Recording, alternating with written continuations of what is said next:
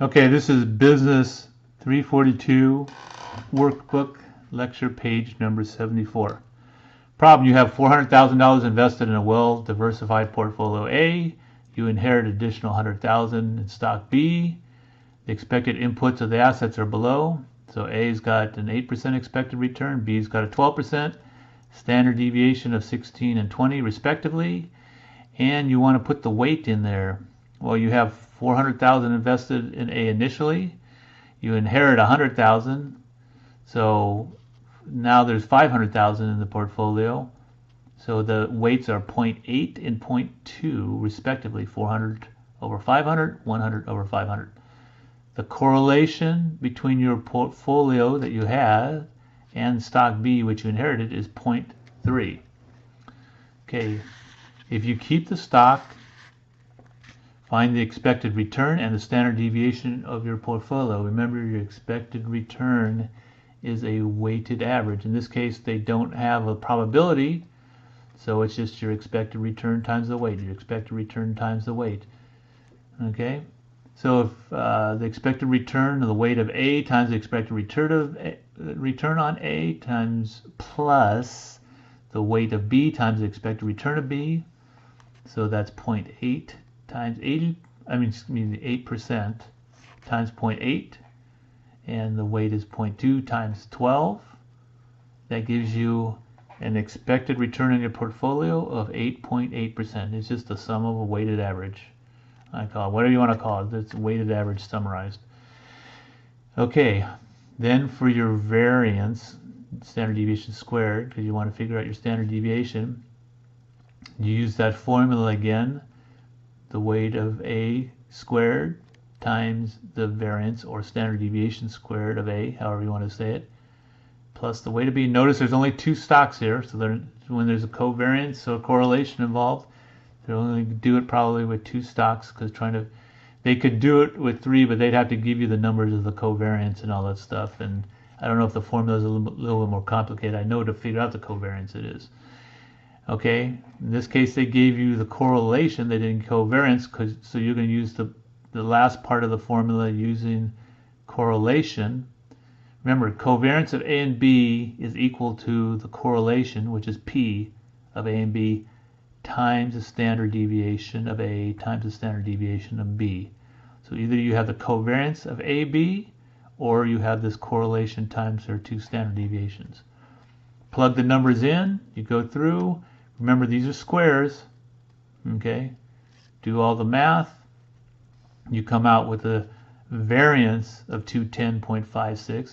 You want the standard deviation, so 14.51, and this is a 1 right here. 14.51 is the standard deviation. The expected return is 8.0. Now they say, suppose you decide to sell stock B to buy a risk-free T-bills that promise a 3% rate of return. Calculate the expected return and the standard deviation. Okay, remember the expected return is just the weighted average summarized. You add them together. So the weight of A times the expected return of A. So remember, A is still the same thing. That stock, that's an 8% return. That's 80% of your portfolio. You sold B to get this risk-free T-bill, so that's 20% of the portfolio times 3% return, so that comes out to 7%. Now you go back to the same formula. The only thing that has changed is that you've got a risk-free asset. Important thing to remember about a risk-free asset. Risk-free asset standard deviation, RF, is the abbreviation for risk-free asset. The standard deviation on a risk-free asset is 0, because there is no risk. Remember, standard deviation is a measure of risk, of total risk. It says it's a risk-free asset. So a standard deviation is a measure of risk. The standard deviation for a risk-free asset is 0. Okay? So remember that. So you go through and the weight squared times the standard deviation squared, the weight squared for the risk-free asset times the standard deviation squared, which they should have been squared. but since it's 0, it didn't really matter.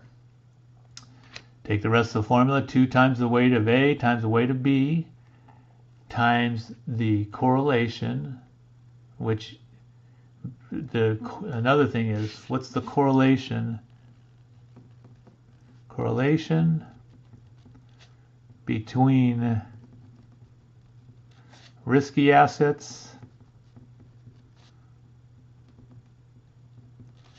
and RF, risk-free assets, return on a risk-free, is 0 also. Remember, correlation talks about how they move together because of the different risk, the variance basically. There is 0 correlation between a risk asset and a risk-free asset. So you got another 0. You also know the standard deviation is 0.